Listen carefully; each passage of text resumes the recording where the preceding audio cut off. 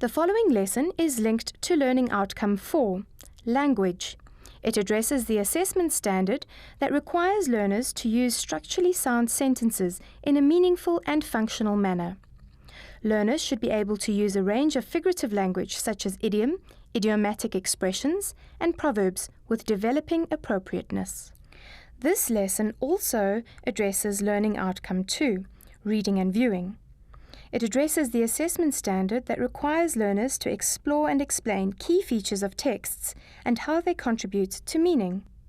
Learners should be able to recognize that verse and stanza forms, rhyme, rhythm, and punctuation all affect meaning.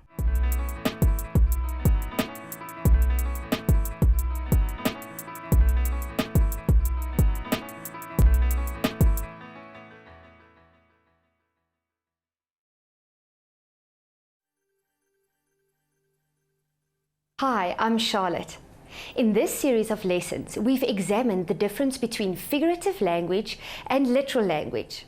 We've identified different figures of speech dealing with comparisons and sound devices, and we've learned a lot of terminology. It is very important that you are comfortable with all of these terms, as well as their definitions, so that you can spot them in classwork and examinations. However, it is even more important that you can apply your knowledge.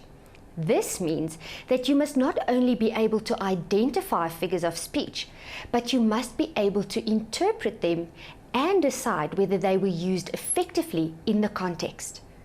Words like these, whoomp, splitch, cribble, and flumph, are examples of onomatopoeia. They are creative and fun to make up. They can also be suitable in many different situations.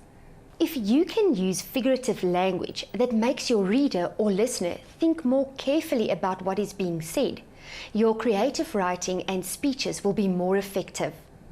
Remember that figures of speech or figurative language is used to make words and images come alive for your reader or listener. Now, as we've mentioned before, figurative language is not just confined to the classroom, but advertisers and newspaper journalists often use figurative language to attract people to their product. Look at these examples. We may see a newspaper headline like this on a newsstand: "Plumber in deep water."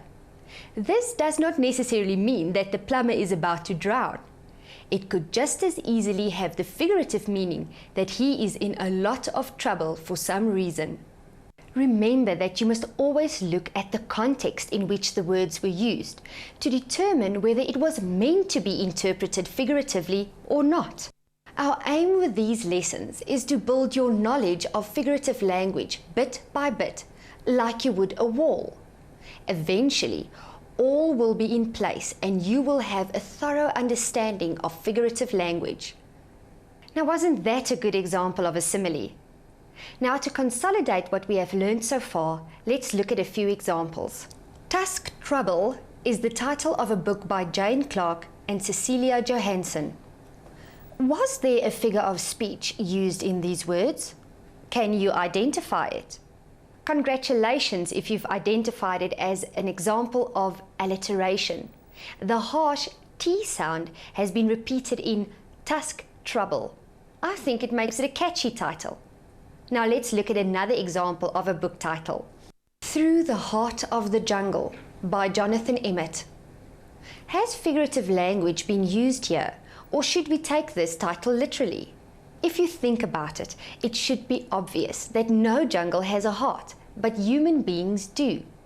Can you remember the term used when a writer attributes human qualities to abstract ideas or objects? Yes, it's personification. Why do you think this was used?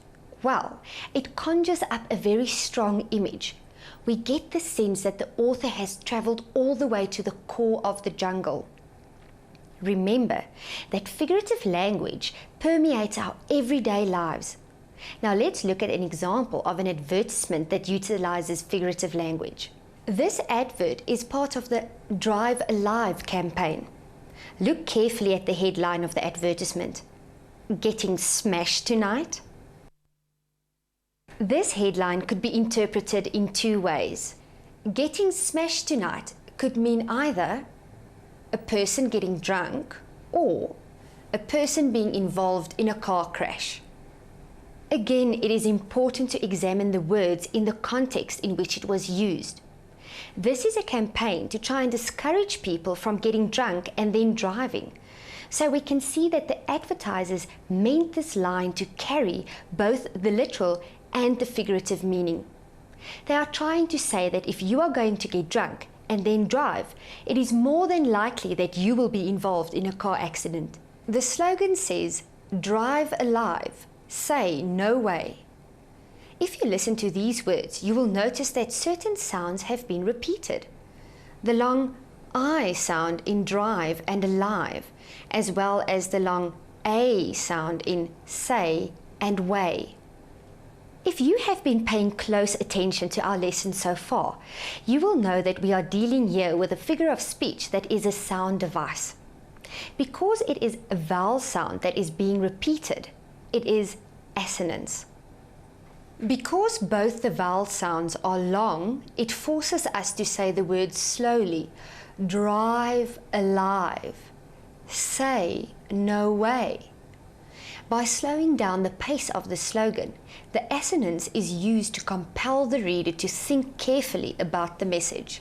This slogan highlights a sound device that we haven't even touched on. This device is rhyme.